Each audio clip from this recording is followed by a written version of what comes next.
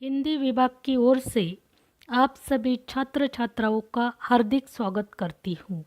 यहाँ पर आपके सामने तृतीय वर्ष साहित्य के लिए निर्धारित हिंदी विशेष पेपर क्रमांक 4 हिंदी भाषा का विकास इस विषय की जानकारी पेश करती हूँ। इसके अंतर्गत आज हम भाषा की विशेषताएं इस बात पर प्रकाश डालेंगे। कल हमने भाषा की कुल 4 विशेषताओं की जानकारी हासिल की। आज 5वीं विशेषता है भाषा अनुकरणशील है। इसकी जानकारी प्रस्तुत करती हूँ।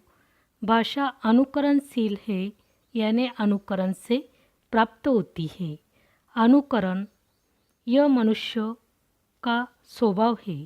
बचपन से मनुष्य अनुकरण करता है और भाषा सीखने में उसी का उपयोग किया जाता है। प्रारंभ में बच्चा माता पिता का अनुकरण करता है, बाद में गुरु का अनुकरण करता है और इसके बाद समाज का अनुकरण करता है। इसका मतलब बालक समाज में जो देखता है उसका अनुकरण करके भाषा अर्जित करता है। इस तरह मनुष्य की जो प्रवृत्ति है वह अनुकरण की, वह बचपन से अनुकरण करते आया है।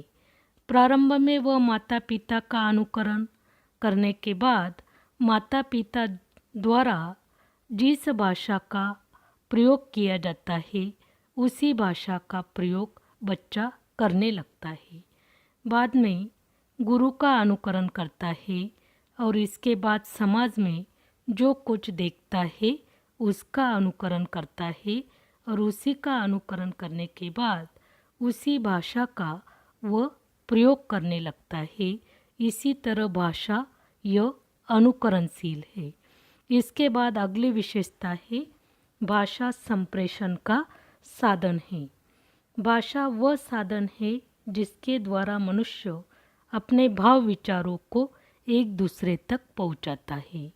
इस तरह मनुष्य क्या करता है, अपने विचार एक दूसरे तक पहुंचाने के लिए वह भाषा का प्रयोग करता है और आगे मनुष्य अपने विचारों को 2 प्रकार से संप्रेषित करता है।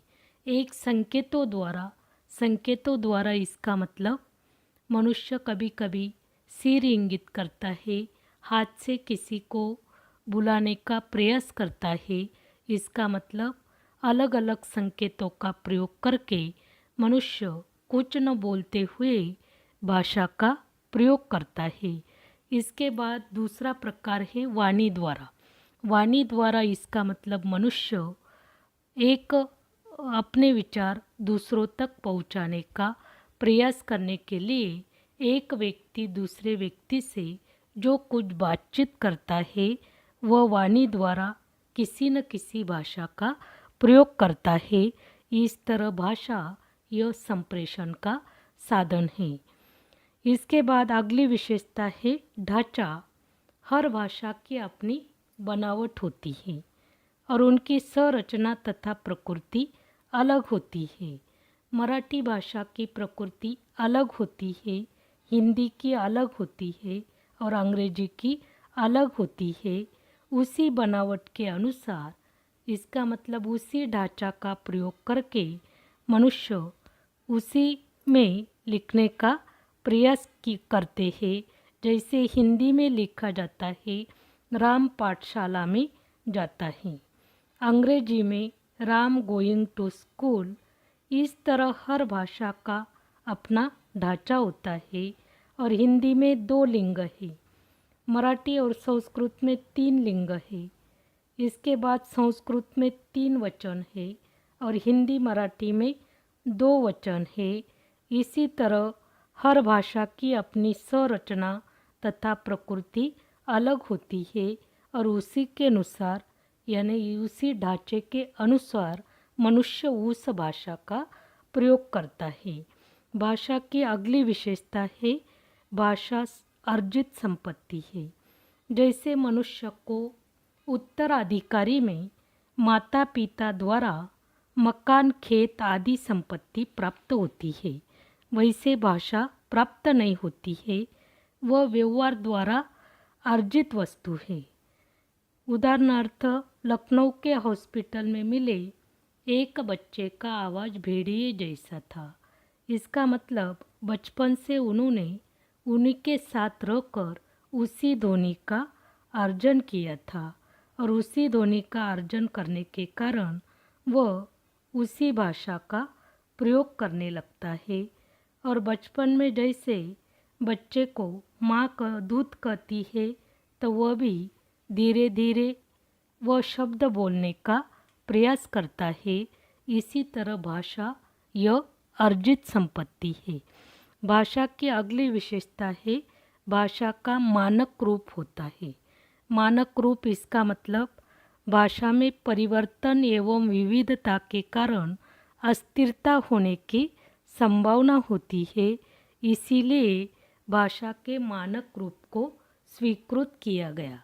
मानक रूप यानी निश्चित, उसी शब्द का उसी वाक्य का प्रयोग हम करते हैं।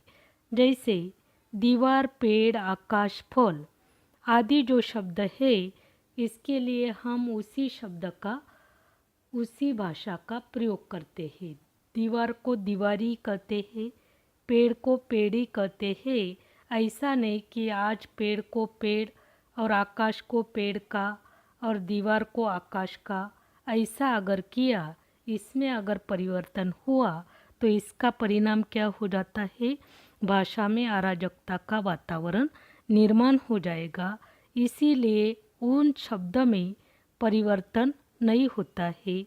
राम भगवान की पूजा करता है, इसके बदले अगर हमने कहा राम भोजन करता है, तो इस तरह इसी कारण भाषा में क्या निर्माण हो जाएगा? अनिश्चितता। और अनिश्चितता निर्माण होने के कारण भाषा में अराजकता का वातावरण फैल जाएगा। इसीलिए कहा गया है कि भाषा का मानक रूप होता है। इसका मतलब भाषा का एक निश्चित रूप होता है और उसी के अनुसार हम भाषा का प्रयोग करते हैं। इस तरह आज हमने भाषा की कुल 5 विशेषताओं पर प्रकाश डाला। आगे हम भाषा की अगली विशेषताओं के बारे में जानकारी प्राप्त करेंगे। धन्यवाद।